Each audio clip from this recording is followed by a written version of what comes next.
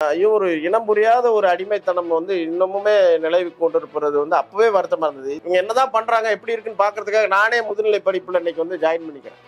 சிஆர்ஆரையோ ஒரு பிஜி எப்படி பார்த்தீங்க அப்படின்னா, ஒரு நாள் கவர்மெண்ட் இன்ஸ்டிடியூஷன்ல அவன் போயிட்டு வரானா, வெளியில வரானா, அவனுடைய ஏதோ போருக்கு போய் அடிச்சு போட்டு போட்டு சண்டை போட்டு இது பண்ணி களைப்படைந்து சாயிற மாதிரிக்கு தான் சூழ்நிலை இருக்கும். வீக் ஆஃப் அதை தான் சொல்றேன். 2 பேர் இருக்காங்கன்னா வேற வழியே இல்லை அப்படிம்பாங்க. 3 பேர் இருந்தாலும் இல்லை வேற ஏதாவது ஒரு ஒர்க்கில் என்கேஜ் பண்ண சொல்லுவாங்க. ஆக மொத்தத்தில் இந்த பிஜி பீரியடை நீங்கள் இப்படி தான் இருக்கணும் அப்படின்னு ஒரு சட்டத்திட்டம், எழுதப்படாத சட்டத்திட்டம். பிரச்சனைகளுக்கெல்லாம் காரணமே கடந்த ஆட்சியில் விஜயபாஸ்கர் இருந்தப்போ 4D2 ரீஸ்ட்ரக்சரிங்னு ஒன்று கொண்டு வந்தாங்க. 600 மருத்துவ பணி, 600லேருந்து 800 மருத்துவ பணியிடங்களை குறைச்சிட்டாங்க. WHO கைட்லைன்ஸ் என்ன சொல்லுது? ஒரு மருத்துவர் இத்தனை பேர் நோயாளிகளில் தான் பார்க்க வேண்டும் அப்படிங்கிற ஒரு வரம்பு இருக்கு. இங்கே அப்படியே இருக்கு. அதோட 5 மடங்கு 10 மடங்கு அதிகமா பாக்குறோம். டியூட்டி பார்த்து அவர் 1 மணி நேரம் கேப்ல தூங்கிட்டு இருக்காரு. காலையில என்ன பண்றது? அங்க அந்த பேஷண்ட் டேபிள்ல படுத்து பக்கத்து டேபிள் அவர் படுத்திருக்காரு. என்ன பண்ண முடியும்? இந்த இளம் வயது மரணங்களை தடுக்கிறதுக்கு என்ன பண்ணணும் அப்படின்னா, நீ 36 மணி இங்கதான் இருக்கணும், உனக்கு இந்த ஒர்க்கை நான் அலாட் பண்ணிட்டேன், நீ ஒரு பெட் சைடு டியூட்டி போட்டேன் எஸ்ஐசியூல, நீங்க தான் இருக்கணும் அப்படின்னா அவன் காலி.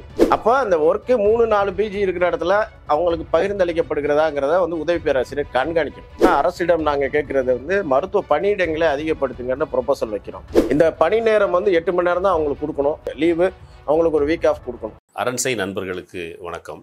அரண்சை ஊடகம் சுயேட்சையாக இயங்குவதற்காகவே உருவாக்கப்பட்டது. நாம் செய்கிற வேலை உண்மையிலேயே மக்களுக்காக செய்கிறோம் என்பதை நீங்கள் நம்பினால், வாய்ப்பு இருந்தால் இந்த ரேசர் பே QR கோடுக்குள்ளே நீங்கள் அதை ஸ்கேன் பண்ணி எங்களுக்கு உங்களால் இயன்றதை விருப்பம் இருந்தால் ஆதரவு தெரிவிக்கலாம். வணக்கம், இது அரண்சை. நான் தேவா பாஸ்கர். இங்கே நேர்காணலில் தமிழ்நாடு மருத்துவ அலுவலர்கள் சங்கத்தினுடைய மாநில பொதுச் செயலாளர் மருத்துவர் அகிலன் அவர்கள். வணக்கம் சார். வணக்கம். மருத்துவ மாணவர்களினுடைய மரணம், குறிப்பாக பிஜி ஸ்டூடெண்ட்ஸினுடைய மரண செய்திகள் வர்றதை நிறைய பார்க்க முடியுது. ஃப்ரீக்வெண்டாக அந்த செய்திகள் நம்ம கடந்து வந்துட்டே இருக்கும். டிப்ரெஷனால இறந்துட்டாங்க, ஸ்ட்ரெஸ்னால இறந்துட்டாங்கன்ற மாதிரி அந்த செய்தி முடிவு அப்படிதான் இருக்கு. அவங்க ஏதோ தனிப்பட்ட ரீதியில ஒரு பிரச்சனை, ஒரு ஸ்ட்ரெஸ்னால அவங்க சூசைட் பண்ணிக்கிறாங்க, ஆர் இறந்து போயிடுறாங்கன்ற மாதிரியான செய்திகள்லாம் வெளியாகிட்டு இருக்கு. இது பெரிய அளவுல மக்களிடையே பேசப்படுதா? மக்கள் இது தொடர்பாக டிஸ்கஸ் பண்றாங்களா? இல்ல ஒரு பொது அமைதி ஒரு மருத்துவத்துறையில மருத்துவ மாணவர்களுக்கு ஏதோ ஒரு பிரச்சனை நடக்குது, யாராவது பேசுறாங்களான்னு பாத்தீங்கன்னா யாரும் கிடையாது. அந்த மெடிக்கல் கம்யூனிட்டி அப்போ ரியாக்ட் பண்றாங்க, இந்த மாதிரி ஒரு மாணவர் நம்ம இழந்துட்டோம், ஒரு பிரச்சனை நடந்துட்டு இருக்கு அப்படின்ற மாதிரி அந்த மெடிக்கல் கம்யூனிட்டி மட்டும் தான் ரியாக்ட் பண்ணதை நம்மளால பார்க்க முடியுது. பெரிய அளவுல வெளியில இது விவாதிக்கப்படாத ஒரு தலைப்பாவே இருக்கு. அதனாலதான் நான் உங்களை பேசுறதுக்கு அழைச்சேன். இந்த மாதிரியான முக்கியமான மருத்துவ மாணவர்களிடையே மருத்துவத்துறையில் நடக்கிற முக்கியமான பிரச்சனைகளுக்காக நீங்க உங்களுடைய சங்கம் வேலை செஞ்சுட்டு இருக்கீங்க, அதை நம்ம பார்த்துட்டு இருக்கோம். அந்த அடிப்படையில் தான் இது தொடர்பாக உங்கள்கிட்ட விவாதிக்கலாம்னு அழைச்சேன். எனக்கு இந்த செய்தி எப்படி தெரியும் அப்படின்னா, உங்களுக்கு தெரியும், எங்க வீட்டுல ஒரு மருத்துவர் ஒருத்தர் இருக்காரு. அவன் சொல்லும் போது அவன் பிஜி படிச்சுட்டு இருக்கான்.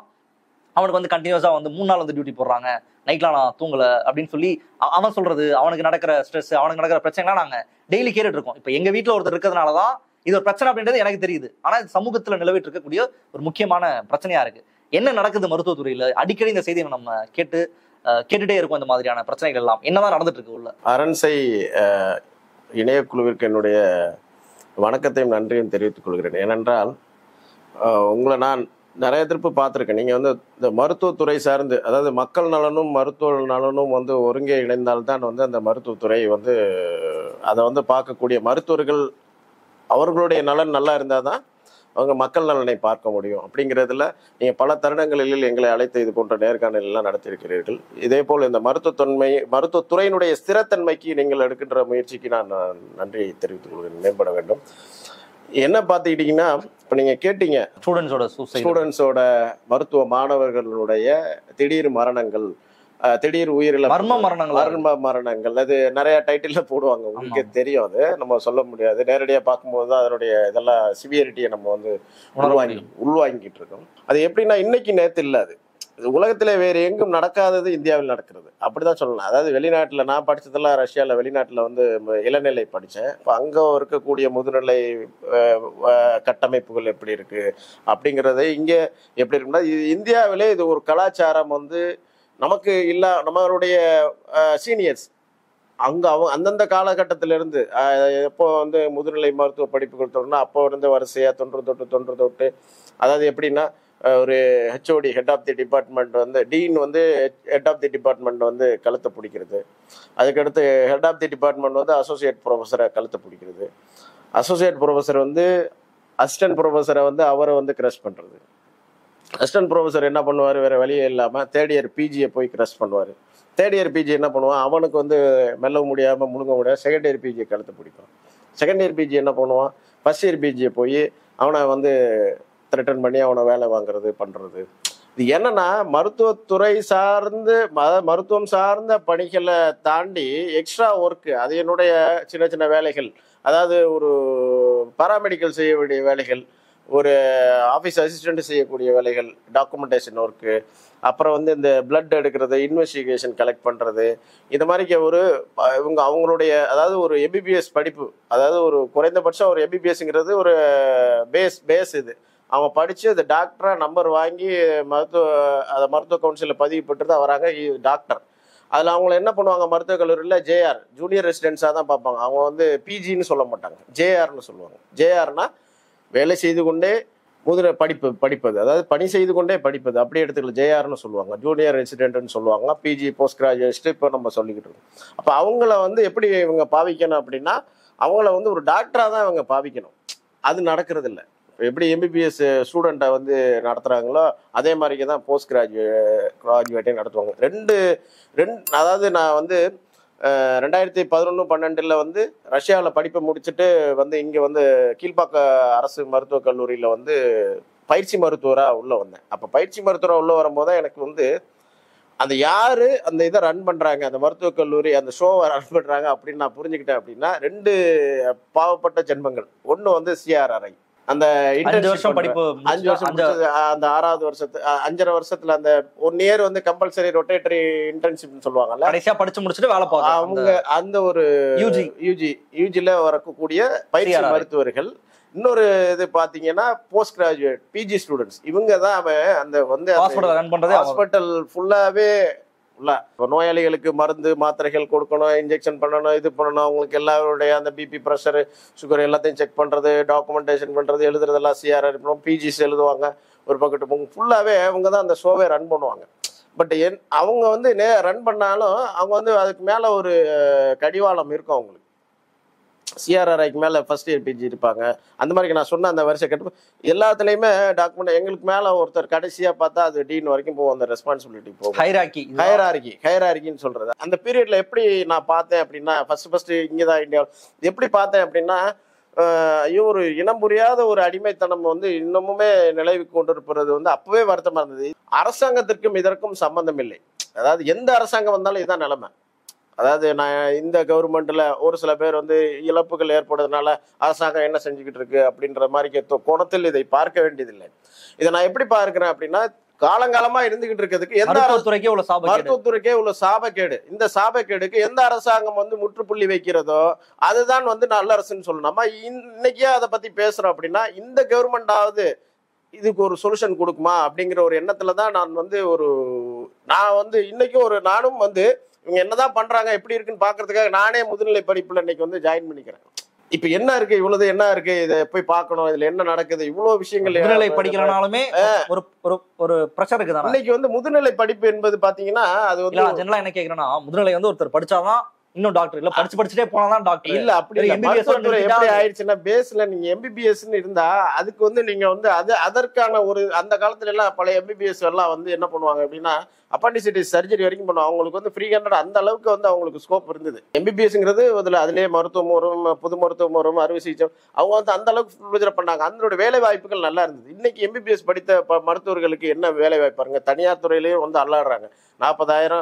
40,000 சம்பளத்துக்கே வந்து அதுக்கே வந்து மருத்துவர்களுக்கு வந்து எங்க போறதுன்னே தெரியல. 5-6 வருஷம் படிப்பு இருக்கு, அதுக்கே ஒரு இது கிடையாது. ஏன்னா நீங்க புற்றீசல் போல எல்லா இடத்துலயும் மருத்துவக் கல்லூரிகள், கிட்டத்தட்ட தனியார் மருத்துவக் கல்லூரிகள் 37, அரசு மருத்துவக் கல்லூரிகள் 37. நம்ம வந்து மருத்துவத்துறையில வளர்ச்சி அடைந்த மாநிலமா இருக்கிறோம், முன்னாடி மாநிலமா இருக்கோம். மருத்துவக் கல்லூரிகள் நிறையா. இந்த அரசு தரப்புல பாத்துக்கிட்டீங்கன்னா என்ன பிரச்சனை, எம்பிபிஎஸ் மருத்துவர்களுக்கு அவங்க வந்து ஒரு ஆரம்ப சுகாதார நிலையத்தில் பணியாற்றுறவங்களுக்கு அவங்களுக்கு துறை ரீதியான பதவி உயர்வு கொடுத்து அவங்கள வந்து லிஃப்ட் பண்ணாங்கன்னா இந்த பிஜி மோகம் இருக்காது. துறை ரீதியாக அவங்களுக்கு நம்ம வந்து இவங்களுக்கு இந்த இந்த இதுலேயே அதாவது கேடர் ப்ரொமோஷன் கொடுத்து அவங்கள லிஃப்ட் பண்ணாங்கன்னா அரசு துறையில் எம்பிபிஎஸ் மருத்துவர்கள் வந்து நிறைய பேர் வந்து உள்ள இருப்பாங்க. அந்த துறையை வந்து அவங்க அந்த இப்போ பொது சுகாதாரம் மற்றும் நோய் தடுப்பு மருந்து துறைன்னு சொல்றாங்க. அந்த துறை ஃபுல்லாகவே வந்து எம்பிபிஎஸ் மருத்துவர்கள் தான் இருக்காங்க. அவங்களுக்கு துறை ரீதியாக ப்ரொமோஷன் கொடுத்து உரிய ஊதியம் உரிய இதெல்லாம் கொடுத்தாங்கன்னா அது வந்து அந்த இந்த இதுக்கே இப்போ இந்த பிஜி முகம் வந்து குறையும். இப்போ என்ன ஆகுதுன்னா அங்கே போட்டு அவங்கள நசுக்கிறேன்னா அவன் எப்படியாவது பிஜி போய் தப்பிக்கணும். பிஜி போயிட்டா அங்கே போனால் அங்கே உள்ள ஹராஸ்மெண்ட்ஸ் பாட்டம் லைன் வந்து பிரச்சனைகள் நிறைய அனுபவிக்கிறாங்க. அதுலேயும் பார்த்தீங்கன்னா ஒரு சில பேர் என்ன பண்ணுறாங்க, பிஜி போனோடனே அந்த பிரச்சனைகளை எல்லாம் தாக்கு பிடிக்க முடியாமல் வெளியே வந்துடுறாங்க. வெளியில் வந்து என்னை வந்து இன்னும் ஒரு உதாரணத்துக்கு சொல்லணும் அப்படின்னா, தேனி மருத்துவக் கல்லூரியில் இப்போ நடந்தது, கடந்த ஒரு 2 மாசத்துல நடந்தது. ஒரு ஆரம்ப சுகாதார நிலையத்தில், அரசு ஆரம்ப சுகாதார நிலையத்தில் பணியாற்றி அந்த இடஒதுக்கீடின் மூலமாக அந்த ஊக்க மதிப்பெண் அரசாங்கம் கொடுக்கின்ற ஊக்க மதிப்பின் மூலமாக வந்து அந்த வந்து முதுநிலை படிக்க வந்து அரசு மருத்துவக் கல்லூரியிலே பிஜி சீட் எடுத்த ஒரு பெண் மருத்துவர் அங்கே வந்து first year PG second year அவங்களோட தகாத வார்த்தைகள், அதாவது சொல்லக்கூடியாத வார்த்தைகளால் வந்து அந்த பொண்ணை வந்து துன்புறுத்தி இது பண்ணி அவங்க கடைசியில் வந்து நானும் எந்த அளவுக்கு முடிந்த அளவு முயற்சி பண்ணி கவுன்சிலிங் கொடுத்து பார்த்தேன். அதாவது நாங்கள் வந்து கிரீவன்ஸ் செல்லுன்னு வச்சுருக்கோம். ஒரு டிஸ்ட்ரிக்ட் ஒரு மருத்துவக் கல்லூரிலையும் முதல்ல எங்களுக்கு வந்து அட்ரஸ் பண்ணுற மாதிரி ஒரு கிரீவன்ஸ் ஒரு மெயிலில் வச்சுருக்கோம். அந்த மெயிலில் இருக்கிற அதை செக் பண்ணி பார்ப்போம் இந்த என்ன இந்த இடத்துல அப்படின்னு பார்க்கும்போது இவங்களுக்கு ஃபோன் அடிச்சு என்ன பிரச்சனை அப்படின்னு கேட்டால் அவங்க வந்து அவங்களால வந்து அதை வந்து என்னால் முடியவே முடியாது. நானே வந்து எல்லாரையும் முடிந்த அளவுக்கு எல்லாரையும் நான் வந்து கவுன்சிலிங் கொடுப்பேன். எனக்கிட்ட வந்தாங்கன்னா இல்லைப்பா நம்ம சரி பண்ணுவோம், மேல் இடத்துக்கு எடுத்துகிட்டு போவோம். முடியாத பட்சத்தில் நம்ம வந்து நம்ம அமைச்சர் இருக்காங்க, செக்ரட்டரி சார் இருக்காங்க, அவங்ககிட்ட கூட போய் நம்ம சொல்லுவோம். டிஎம்இ அந்த இதில் துறை ரீதியாக எல்லார்ட்டையும் சொல்லுவோம், அதை சொல்லி சரி பண்ணுவோம் அப்படின்லாம் சொல்லுவேன். இந்த போல அந்த பொண்ணு வந்து அதை விட்டுட்டே வந்துருச்சு. அந்த கொடுமை சூசைடு ஒரு பக்கம், இடைநிற்றலும் ஒரு பக்கம். என்ன சொல்லுது, உயிரை காப்பாற்றிக்கிறது நான் வெளியில் வந்துடுறேன் சார், இவ்வளோ அவமானங்களை தாங்கி நான் வந்து அந்த பிஜி படிக்கணுன்ற இது இல்லை சார், நான் போய் பிரைமரி ஹெல்த் சென்டர்லேயே வேலை பார்க்குறேன் அப்படின்னு சொல்லிட்டு வந்துட்டு இப்போ வந்து அது வந்து கொடுத்த புகாரின் அடிப்படையில் விசாரணை பண்ணுறாங்க. விசாரணையில் என்ன சொல்கிறாங்க அப்படின்னா, இதை வந்து வாபஸ் வாங்கிக்கிறங்க, இது வந்து நடந்து போச்சு, நீங்கள் அடுத்த வருஷம் நீங்கள் பிஜி பண்ணி நல்ல இடமா இது பண்ணுங்க அப்படின்ற மாதிரி ஒரு அவங்கள வந்து ஒரு பிரெயின் வாஷ் பண்ணி ஒரு இது பண்ணுறாங்களே ஒழிய அவன் சொல்கிறாங்க. அந்த பொண்ணு உறுதியாக இருக்குது. என்ன சொல்லுது, சம்பந்தப்பட்டவர்கள் மீது நான் வந்து நீதிமன்றத்துக்கு சென்று வழக்கு தொடருவேன் அப்படிங்குது. அதை வந்து ஒரு தனி மனித இது, நான் அதை வந்து அதனுடைய உரிமைகளுக்கு மரியாதை கொடுத்தாங்க, அதை நான் தடுக்க முடியாது. இவர் வழி இல்லை. அதாவது கத்திரிக்கை முத்தினா எங்கே வரும், கடத்தருக்கு தான் வரும். இன்னைக்கு என்ன இந்த பிரச்சனைகளுடைய இது என்னன்னா, கத்திரிக்கை முத்தினா கடத்தருக்கு தான் வருகின்ற கதையாக தான் இருக்குது. ஏதோ ஒரு ரூபத்தில் வந்து அதுக்கு வந்து நடைபெறுகின்ற இளவயது மரணங்கள் வந்து அதெல்லாம் வந்து இதில் நம்ம வந்து அதை இது நீங்கள் உங்களை போன்ற ஊடகவியலாளர்கள் இதுக்கு வந்து சரியான தருணத்தில் நீங்கள் வந்து அதை ஒரு இது கொடுக்குறீங்க, அட்டென்ஷன் கொடுக்குறீங்க. நீங்கள் ரஷ்யாவில் படித்தா நீங்கள் உங்களுடைய யூஜி வந்து என்ன அந்த அங்கே இருக்க கலாச்சாரத்துக்கும் இங்கே இருக்க கல்ச்சருக்கும், நான் சொல்கிறது அந்த மருத்துவத்துறையில் என்ன வேறுபாடுகள் இருக்குல்ல, வெளிநாடுகளில் இருக்கக்கூடிய மருத்துவத்துறைக்கும் இந்தியாவில் இருக்கக்கூடிய மருத்துவத்துறைக்கும் என்ன சிக்கல், ஏன் இது நடந்துட்டு இருக்கு இங்கே எப்படி அப்படின்னா, நம்ம வந்து 300 வருஷமா நம்ம வந்து பிரிட்டிஷ் அரசாங்கத்தின் கீழே அடிமையாக இருந்த ஒரு தேசம்தான். அந்த காலகட்டத்திலேருந்து பார்த்தீங்கன்னா அந்த ஹையரார்கி நீங்கள் சொல்கிற மாதிரிக்கு எல்லாருக்கும் வந்து அடிமைப்பட்டு அந்த மாதிரிக்கு ஒரு அது அரசு துறையிலும் சரி தனியாக அந்த மாதிரி அந்த கலாச்சாரம் வந்துருச்சு. அதே போல் இது ஒரு ஃப்ரெண்ட்லி அப்ரோச் இருக்காது. ஃப்ரெண்ட்லி அப்ரோச்னா இப்போ ரஷ்யாவில் இப்போ என்னோட ப்ரொஃபஸரை வந்து நான் பேர் சொல்லி தான் கூப்பிடணும். நான் ரெஸ்பெக்டட் சார் அப்படின்னா அவர் ஓ எஸ் அப்படின்லாம் கேட்க மாட்டார்.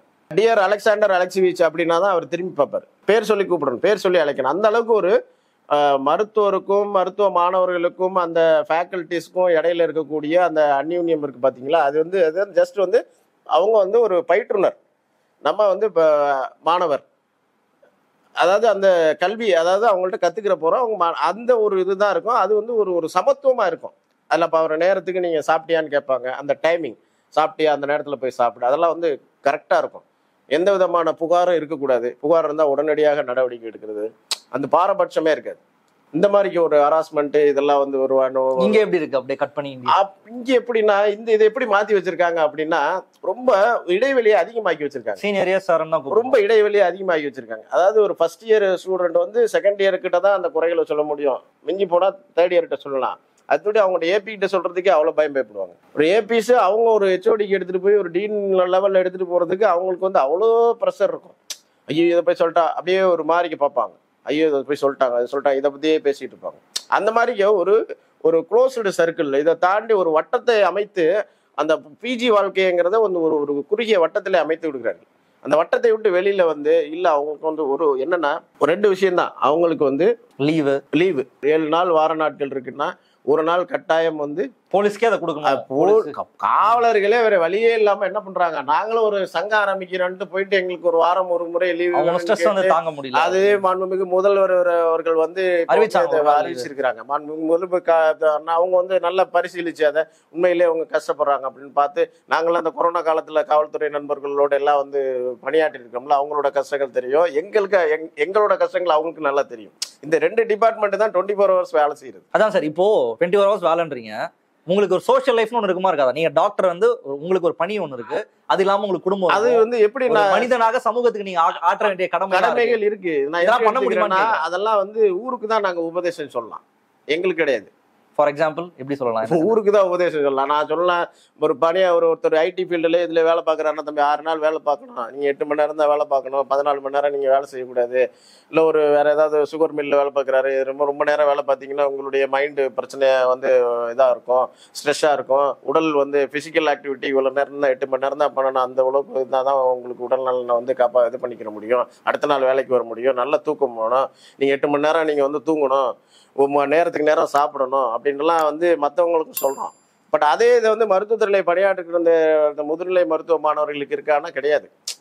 அது ஓப்பனாக சொல்கிறேன். ஆனால் வந்து நாங்கள் என்ன பண்ணுறோம், அந்த 3 வருஷம் சகிச்சுக்கிட்டு தான் அவங்க அதை வந்து இது பண்ணுறாங்க. ரொம்ப இது போகும்போது தான் ஒரு சில பேர் வந்து என்ன பண்ணுறாங்க, அதை வந்து ஸ்ட்ரெஸ் ஆகி டெப்ரெஷன் ஆகுறாங்க. அதுக்கு பேர் வந்து இந்த டெப்ரெஷன் வந்து நீங்கள் நினைக்கிறது மாதிரிக்கே வந்து ஏதோ அவருக்கு ஏதோ பர்சனல் லைஃப்பில் இருக்கக்கூடிய டெப்ரெஷனோ, இல்லை வந்து ஏதாவது அப்பா அம்மா மேலே கோவமோ, இல்லை வந்து மனைவி மேலே கோவமோ, இல்லை வந்து வேற ஏதோ ஒரு இஷ்யூவோ அப்படியெல்லாம் கிடையாது.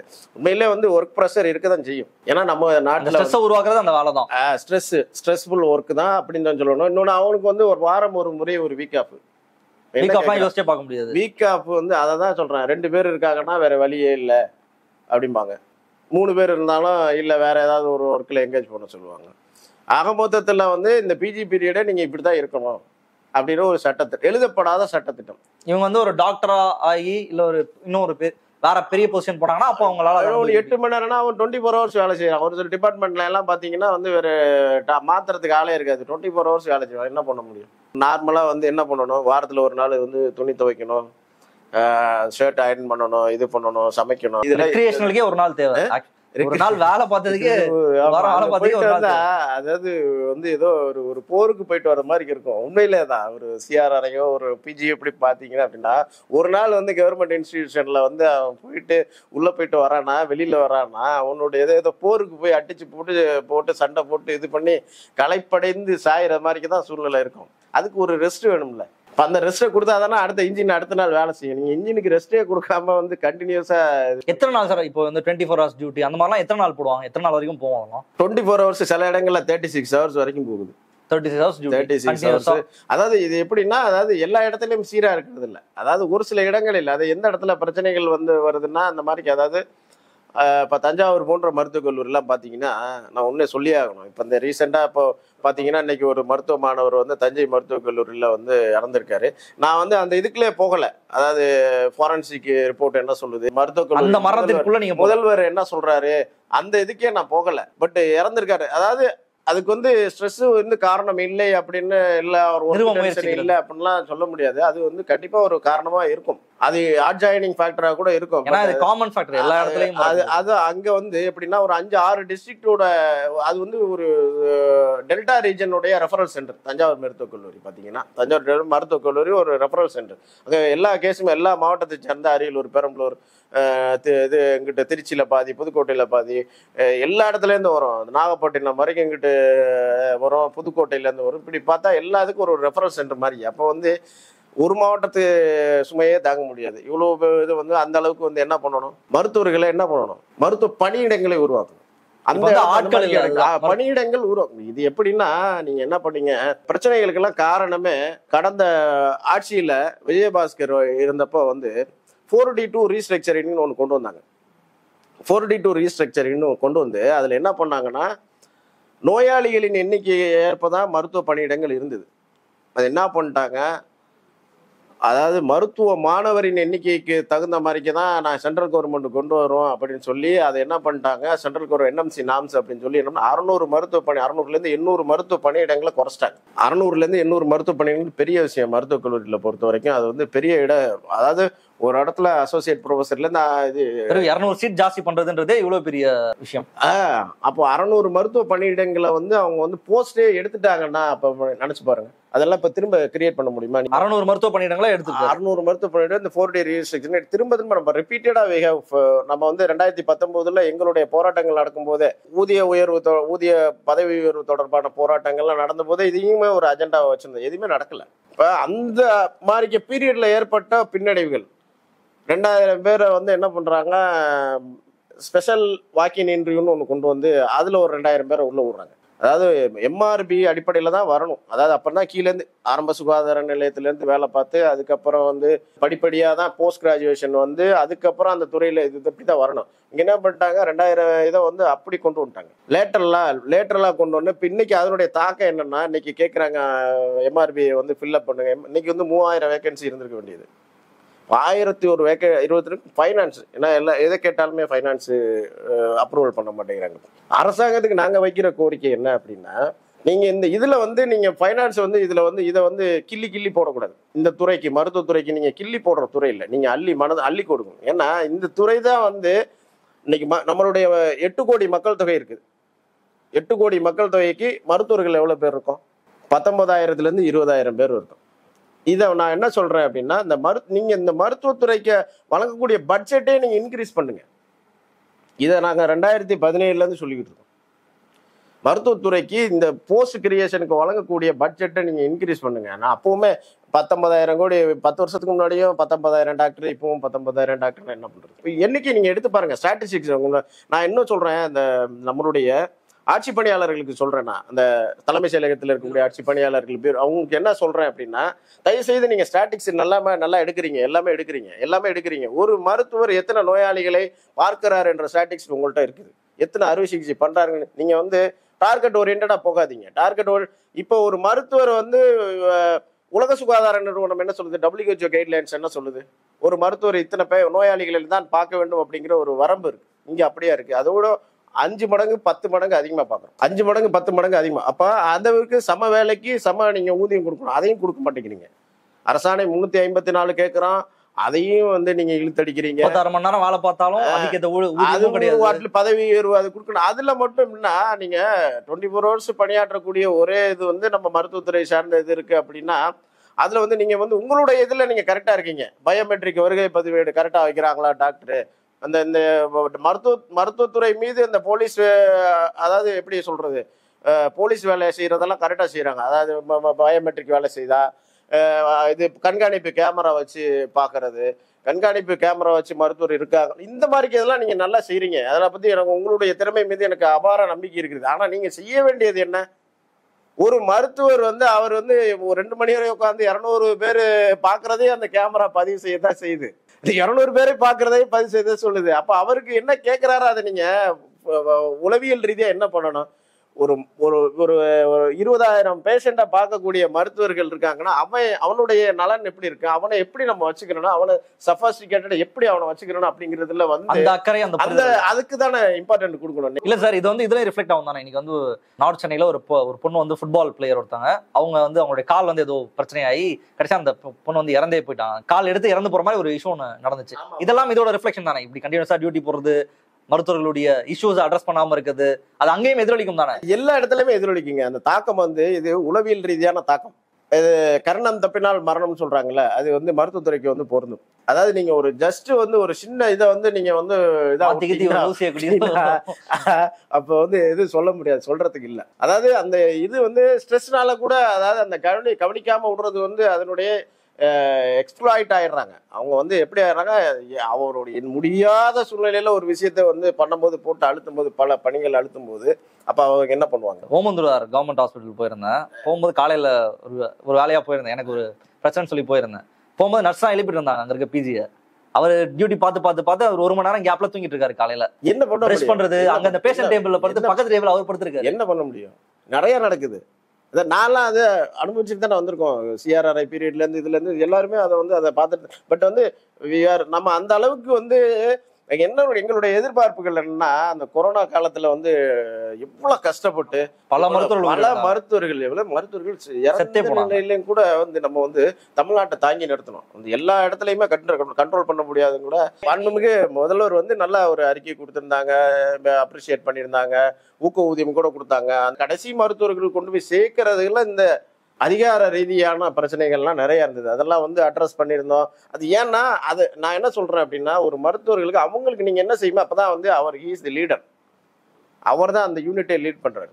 இப்போ அவர் வந்து ஒரு திருப்தியா இருந்தாதான் அவர் செய்யக்கூடிய வேலையும் திருப்தியா இருக்கும். இப்போ மக்கள் நலனையும் பார்க்கணும், மருத்துவர் நலனையும் பார்க்கணும். அதுதான் வந்து ஒரு நாணயத்தினுடைய இரு பக்கம்னு அந்த பேராசிரியர் லட்சுமி நரசிம்மன் அவர்களுடைய கூட்டமைப்பினுடைய தலைவர் வந்து அவர் சொல்லியிருந்தார். இந்த இதுதான் வார்த்தை தான் பொருந்தும். இதைத்தான் நான் சுட்டிக்காட்ட விரும்புகின்றேன். அவங்களோட நான் கொண்டு போற கோரிக்கை நான் வந்து என்ன பண்ணுவேன் அப்படின்னா, விடாம எடுத்துட்டு போவேன், சளைக்காம.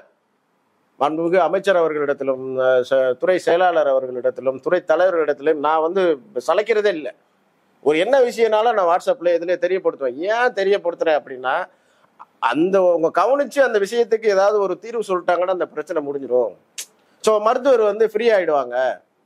அப்ப ஃப்ரீ ஆயிட்டாங்கன்னா நம்மளுக்கு மக்களை பத்தி அவங்க பாத்துக்கிடுவாங்க, அரசு மருத்துவர்கள் மக்களை கவனிச்சுக்கிடுவாங்க அப்படிங்கிற ஒரு எண்ணத்துல தான் வந்து நம்ம வந்து இந்த இவ்வளவு தூரம் இது எல்லாமே வந்து நமக்கு ஒரு சொல்யூஷன் வேணும், தீர்வு வேணும். இப்ப இன்னைக்கு நம்ம என்ன எதிர்பார்க்கிறோம் அப்படின்னா, இந்த இளம் வயது மரணங்களை தடுக்கிறதுக்கு என்ன பண்ணணும் அப்படின்னா, முதல்ல வந்து எந்த இடத்துல பிரச்சனைகள் உருவாகுதோ அவங்கள வந்து சரி பண்ணிக்கணும். அது ஒரு பழமொழி கூட இருக்குல்ல, அதாவது திருடனாய் பார்த்து திருந்தா விட்டால் திருத்தை ஓட்ட அப்படின்னு சொல்லுவாங்கல்ல.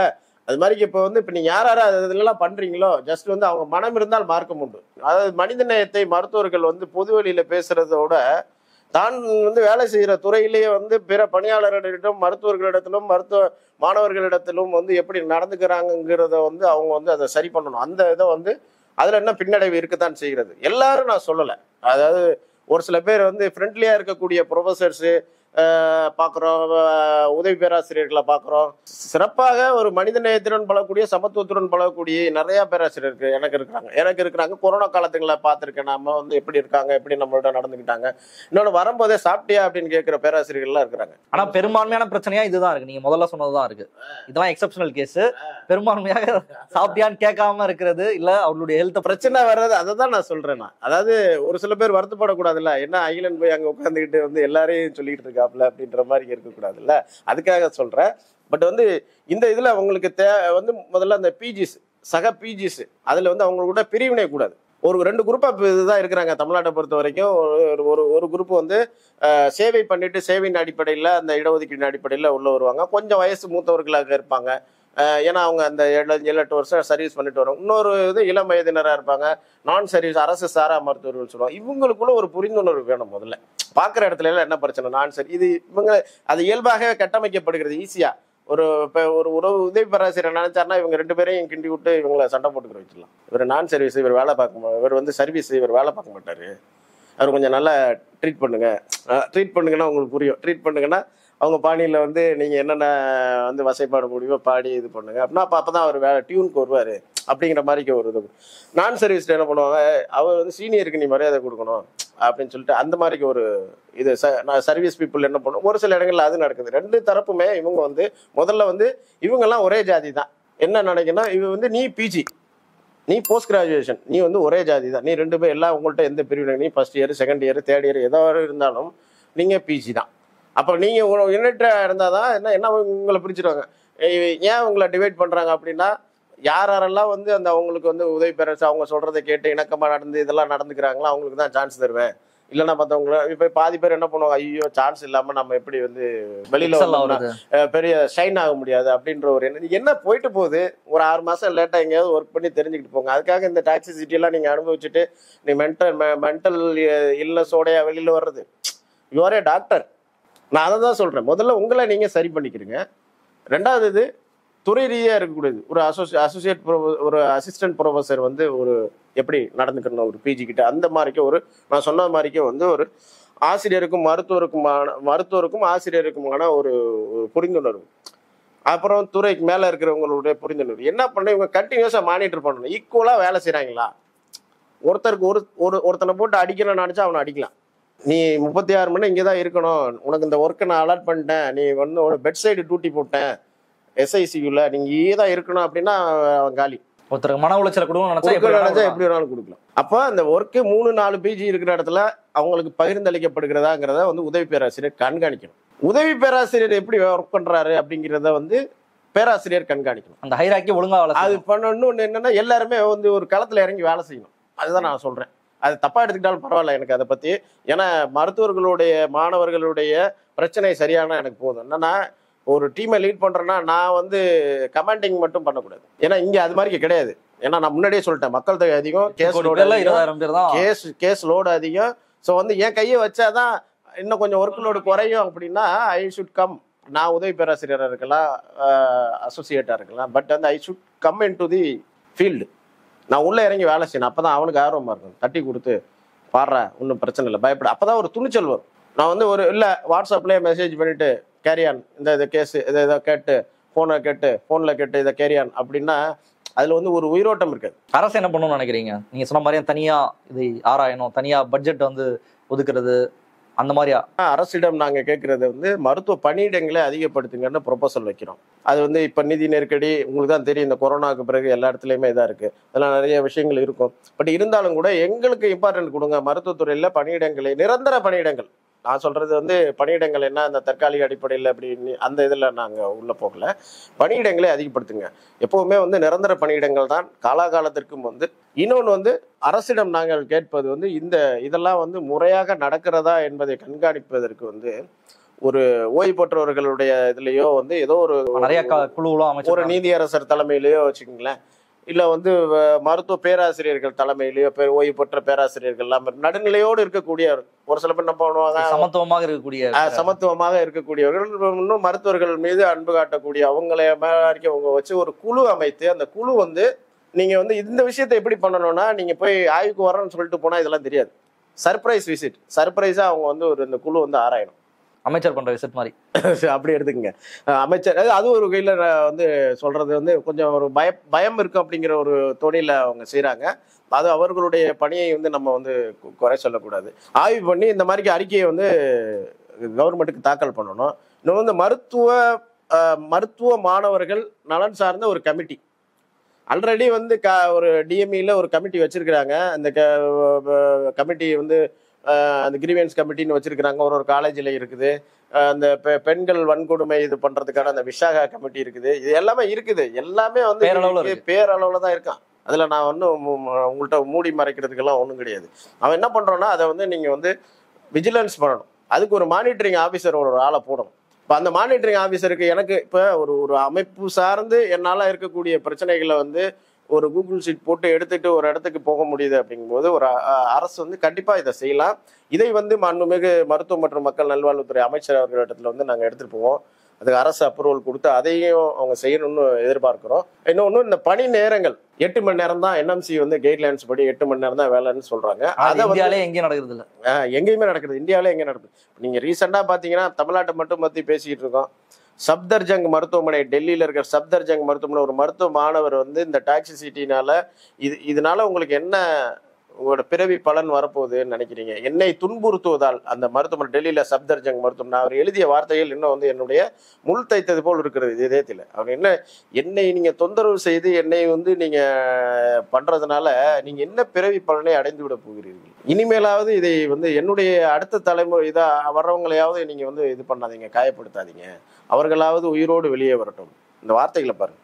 டெல்லி சப்தர்ஜங் மருத்துவமனையில் ஆசையா மெடிக்கல் படிக்க போன ஒரு பையனோட சூசைட். ஒரு பீகார்ல உயிரோடு எரிக்கப்பட்ட மருத்துவ மாணவர் தமிழ்நாட்டை சேர்ந்தவர். இன்னொரு 2 வருஷத்துக்கு முன்னாடி 3 வருஷத்துக்கு முன்னாடி என்ன பண்ணாங்க, ஒரு மருத்துவ மாணவர் டெல்லியில இந்த நரம்பு வழியாக இது ரத்த குழாய் வழியாக செலுத்தக்கூடிய ஊசி செலுத்தி அவரை வந்து இது பண்ணாங்க. அது பல நம்ம போராட்டம்லாம் பண்ணோம். அதை வந்து அந்த மாணவருடைய இறப்புல வந்து சந்தேகம் இருக்குது அப்படின்னு.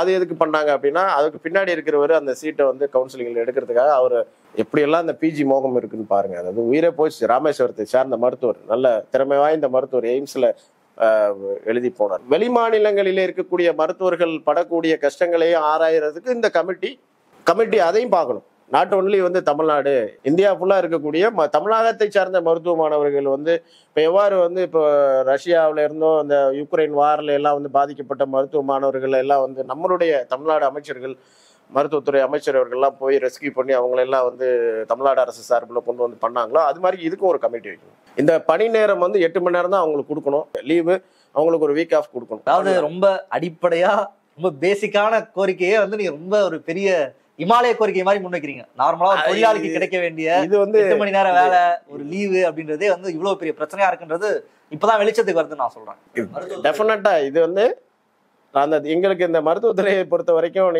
நாங்கள் வந்து அதான் முன்னாடியே சொல்லிட்டேன், ஊருக்கு தான் உபதேசம் எங்களுக்கு கிடையாது.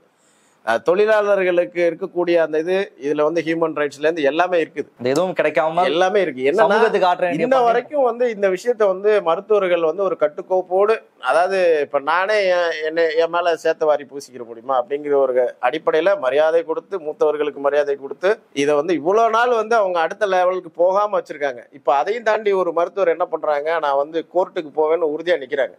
யாரெல்லாம் வந்து என்னை இது பண்ணாங்களோ என்னுடைய அதுக்கு போவேன்னு நிக்கிறாங்க. அதை நம்ம என்ன பண்ண முடியும்? அப்போ அதுக்கு வந்து இமிடியேட்டா ஒரு சொல்யூஷன் வேணும். இந்த பதிவினுடைய சாராம்சம் இதுதான். அதாவது முதுநிலை மருத்துவர்களுடைய துறை சார்ந்த பணி சார்ந்த சூழல்கள் வந்து மாற்றி அமைக்கப்படும். ஒரு சில இன்னும் சொல்ல போனா ஒரு ஹாஸ்டல் ஃபீஸ்ன்னு வாங்குவாங்க போல இருக்கு, 30,000 என்னமோ வாங்குவாங்க போல இருக்கு. ஒரு மருத்துவக் கல்லூரி விடுதிகள்லாம் இது இருப்பிடங்களுக்கே நிறைய கஷ்டப்படுறாங்க. இப்போ சென்னை மருத்துவக் கல்லூரியெல்லாம் எடுத்துக்கிட்டிங்கன்னா அந்த மருத்துவக் கல்லூரியை வந்து அது நீதித்துறைக்கு போகுது, அந்த இடம் வந்து நீதித்துறைக்கு சொந்தமானது அப்படின்னு சொல்லி ஒரு இஷ்யூ இருக்குது. அதையும் கூட அட்ரஸ் பண்ண அவங்களுக்கு வந்து இப்போ பார்த்தீங்கன்னா வேற இடத்துல ஓமந்தூராரில் ஷிஃப்ட் பண்ணி கொடுக்குறாங்க. இன்னும் ஒரு சில மருத்துவக் கல்லூரியில என்ன பண்ண இந்த ஃபுட்டு ரிலேட்டடாக அதில் நிறைய இஷ்யூஸ் வருது. அப்புறம் வந்து அந்த கட்டிடங்களுக்கு பராமரிக்கிறதுக்காக இவங்க ஒரு 30,000 கொடுக்குறாங்களா, அதெல்லாம் வந்து சரியாக செலவிடப்படவில்லை, அந்த பணத்தெல்லாம் வேறு எதுக்காக செலவு பண்ணுறாங்க அப்படிங்கிற மாதிரிலாம் இருக்குது. இதையெல்லாம் நான் வந்து அரசிடம் சொல்லுகின்ற அந்த குழு வந்து ஆராய்ஞ்சு அந்த அவங்க மருத்துவ மாணவர்கள் கொடுக்குற அந்த ஃபண்டில் வந்து அவங்களுடைய ஹாஸ்டல்ஸ் எல்லாம் நல்லா நீங்கள் வர்ணம் பூசி இது பண்ணி அவங்க பெட்ஷீட்டு பெட் இதெல்லாம் கரெக்டாக போட்டு ஒரு மருத்துவர் எப்படி இருக்கணும், ஒரு விடுதியில் எப்படி இருக்கணும், அதுக்கு தகுந்த ஒரு என்வாரன்மெண்ட்டை கிரியேட் பண்ணணும் அப்படிங்கிறது என்னுடைய ஒரு வேண்டுகோள். அரசு தலையிடணும். முதல்ல இந்த பிரச்சனைன்னு ஒன்று இருக்குன்னு அதை அட்ரஸ் பண்ணி அரசு தலையிடணும். இதுக்கு முன்னாடி உள்ள அரசுகள் வந்து இது மாதிரி பண்ணாம போயிட்டாங்க அப்படின்னா அதை பத்தி நான் பேசல. அப்பவும் நம்ம கோரிக்கைகள் வச்சு என்ன பண்ணாங்க, இந்த அரசு கண்டிப்பாக இது வந்து எல்லாருடைய பிரச்சனைகளையும் வந்து அட்ரஸ் பண்றாங்க, எந்த பிரச்சனையும் வந்து இவங்க அட்ரஸ் பண்ணுவாங்க அப்படிங்கிறது எங்களுடைய எதிர்பார்ப்பா இருக்கு. தமிழ்நாட்டினுடைய பெருமையெல்லாம் பேசும்போது, திராவிட மாடலினுடைய பெருமையெல்லாம் பேசும்பொழுது குறிப்பிட்டு அவங்க சொல்றது மருத்துவத்துறையினுடைய சிறப்பை பத்தி தான். மருத்துவத்துறை மருத்துவ கட்டமைப்பு எப்படி இருக்கு அப்படின்றதை, அதற்கெல்லாம் காரணமாக இருக்கக்கூடியவர்கள் மருத்துவர்கள், அவங்களுடைய உழைப்பு, அதுலதான் மருத்துவ கட்டமைப்பு இவ்வளவு. இந்தியாவிலேயே வந்து தமிழகம் வந்து முதல் 2 இடத்துக்குள் இருக்கிறதுங்கிற பெருமையெல்லாம் வாங்கி கொடுத்து விட்டோம். ஆனா நாங்க எதிர்பார்க்கிறது, எங்களுக்கு நீங்க அரசு மருத்துவத்துறையில வேலை செய்கிறவர்களுக்கு அதாவது தகுதி வாய்ந்த அந்த ஊதியம், பதவி உயர்வு, அரசாணை 354 மெயினா வந்து இதுதான். இதெல்லாம் வந்து இதை பண்ணாலே பாதி பிரச்சனை போயிடும். ரொம்ப அடிப்படையான இந்த பிரச்சனை பண்ணாலே இப்ப அவன் தான் வந்து நான் தான் சொல்லிட்டேன் முன்னாடியே, அந்த ஷோவை ரன் பண்றது 2 கேட்டகரி தான், பிஜிஸ், சிஆர்ஆர்ஐஸ். அந்த சிஆர்ஆர்ஐஸ் அவங்களுக்கும் வந்து அவங்களுக்கு தேவையானதையும் வந்து அந்த எல்லாமே கரெக்டா செய்யணும். So they also should not to suffer. இந்த 2 கேட்டகரியும் வந்து ஒரு அரசு வந்து எப்படி ஒரு குழந்தையை பாதுகாப்பது போல் வந்து பாதுகாத்தால் மட்டும்தான், ஒரு குழந்தை வளர்றப்ப பாதுகாத்தால் எப்படி வந்து அது இது பண்ணுமோ, வளர்ந்த பிறகு வந்து அதனுடைய பயனை வந்து பெற்றோர்களுக்கு அளிக்குமோ அதே அரசுக்கு அளிக்குமோ. ரொம்ப சமீபத்தில் தமிழ்நாட்டில் கூட ஒரு பிரச்சனை நடந்தது. மூகாம்பிகை கல்லூரியில ஒரு மாணவர் வந்து தன்னுடைய மரண வாக்குமூலத்தில் ஹராஸ் பண்ணியிருந்தாங்க. அதையும் வந்து நம்ம இதுலயே புரிஞ்சுக்கலாமா, இந்த மாதிரி பிஜிஸ்க்கு கொடுக்குற ஸ்ட்ரெஸ் இல்ல நீங்க சொன்ன அந்த ஹைராக்கியில இன்னொரு மாணவர் நான் என்ன வேணா பண்ணலாம் அப்படின்னு அந்த பின்னலேருந்து வந்ததானா இந்த விஷயமும்? அது வந்து தமிழ்நாட்டை உலுக்கியது. மருத்துவ மாணவி சுகுரிதா மரணம் வந்து தமிழ்நாட்டை உலுக்கியது. அதாவது பேராசிரியர் எதை பண்ணக்கூடாது, ஒரு ஆசிரியர் மாணவியை வந்து மகளாத்தான் பார்க்கணும். அந்த எண்ணம் வேறு விதமா வெளிப்பட்டதுனால அதனுடைய விளைவு பார்த்தீங்கன்னா ஒரு பெற்றோர்களுக்கு தாய்க்கும் தந்தைக்கும் ஒரு மகள் வந்து அந்த மகள் அவங்களோட குடும்பத்துக்கு ஒரு பேரிழப்பு நடந்திருக்கிறது. சமீபத்தில் அவர் அந்த பரமசிவம்ங்கிற பேராசிரியர் கூட அவரை கைது பண்ணி இன்னமும் வந்து பிணையில் விடாதபடி செஞ்சிருக்கிறாங்க. அதுல 2 மருத்துவ மாணவர்கள் சம்பந்தம். அதை தான் சொன்னேன், இதுல வந்து நாட் ஒன்லி பேராசிரியர்கள் எல்லாமே இது வந்து டாக்ஸிசிட்டி எல்லா இடத்துலயும் இது பண்றாங்க. அந்த மாதிரி சம்பவங்கள் எல்லாம் வந்து பாத்தீங்கன்னா இதெல்லாம் ஏற்றுக்கொள்ளவே முடியாது. ஒரு தாய்க்கும் தந்தைக்கும் ஒரு தலைவாரி பூச்சூடி உன்னை கல்வி சாலைக்கு போய் வா என்றால் அன்னைன்னு சொல்லி கவிஞர்கள்லாம் எழுதியிருப்பாங்கல்ல. அப்போ தலைவர் அப்போ போயிட்டு அவங்க போயிட்டு வந்து நம்ம மகன் மகளோ வந்து போய் ஒரு மருத்துவராக வந்து நம்மளுக்கு வந்து எல்லா மருத்துவர்கள் மக்களுக்கு சேவை செய்வாங்க, நம்ம இது பண்ணுவாங்க, குடும்ப பாரத்தை ஏற்றுக்கொள்வார்கள் என்று இருக்கின்ற பொழுது ஒரு பேரிடி விழுகின்றது போல் வந்து போனவங்க வந்து ஒரு சம்பந்தமே இல்லாத காரணத்தினால வந்து இறந்து வந்து அவங்கள உடல் வந்து அடக்கம் செய்வதற்கு போஸ்ட்மார்ட்டம் பண்ணி அதில் வந்து 1008 காரணங்கள் சொல்லி அதை சொல்லி இதை டெப்ரெஷன் இந்த மாதிரி சித்தரிச்சு இதெல்லாம் பண்றதுனால என்ன ஆகுது? ஆனால் அவங்களோட எய்மே போயிடுதே, அவங்களோட அந்த குடும்பமே நொறுங்கி போயிடுதே. இப்போ சமீபத்தில் வந்து ஒரு மருது பாண்டியன் ஒருத்தர் மருத்துவ மாணவர் வந்து எம்சிஹெச், அதாவது இடஒதுக்கீடு மூலமா 50% இடஒதுக்கீடு மூலமாக குடல் அறுவை சிகிச்சையில் எம்சிஹெச் அவர் வந்து இறந்திருக்காரு. நம்ம சென்னையில் இறந்து போயிருக்காரு. அந்த மாணவர் பார்த்தீங்கன்னா அவர் வந்து மிகவும் நல்லா படிக்கக்கூடிய ஸ்கூல்லையே வந்து அவர் வந்து டாப்பு, மாவட்ட அளவிலே முதலிடம் பெற்று மாவட்ட ஆட்சியர் எல்லாருமே நம்ம பேசலாம். ரொம்ப பிரைட்டான ஸ்டூடெண்ட் எல்லாருமே. அந்த மாணவர் வந்து உண்மையிலே எனக்கு வந்து என்னுடைய சங்கத்துல வந்து அவர் வந்து ஒரு அளப்பரிய ஒரு பணிகளை மேற்கொண்டவர் மருதுபாண்டி என்கிற மாணவர். உண்மையிலே அதெல்லாம் வந்து அந்த என்னுடைய இன்னும் நெஞ்சுக்குள்ளே என்னோட அது எப்படி அந்த துக்கத்தை வெளிப்படுத்துவது என்று தெரியல. அது இன்னும் வந்து ஹீல் ஆகலை. அந்த இதெல்லாம் ஏற்றுக்கிற முடியல. அந்த நிகழ்வுகளை, அந்த போஸ்ட்மார்ட்டம் பண்ணுற நிகழ்வுகளை எல்லாம் பார்த்ததெல்லாம் வந்து ரொம்ப பெரிய மனசு கஷ்டமா இருக்குது. அது வந்து we have to address this issue. மருத்துவத்துறையினுடைய கட்டமைப்பு தொடர்பாக முக்கியமான விஷயத்தை நம்ம பேசியிருக்கோம். மருத்துவத்துறையில இதுவரைக்கும் பேசப்படாத, வெளிச்சத்துக்கு வராத முக்கியமான பல்வேறு விஷயங்கள் நீங்க தெரிவிச்சிருக்கீங்க. மக்கள் பார்த்துட்டு என்ன சொல்றாங்கன்னு பார்ப்போம். இன்றைய தினம் இந்த நிகழ்ச்சியில் கலந்து உங்களுடைய கருத்துக்களை ரொம்ப ரொம்ப நன்றி. நன்றி தேவா. நன்றி. மற்ற நிகழ்ச்சியில் சந்திப்போம். நன்றி, வணக்கம்.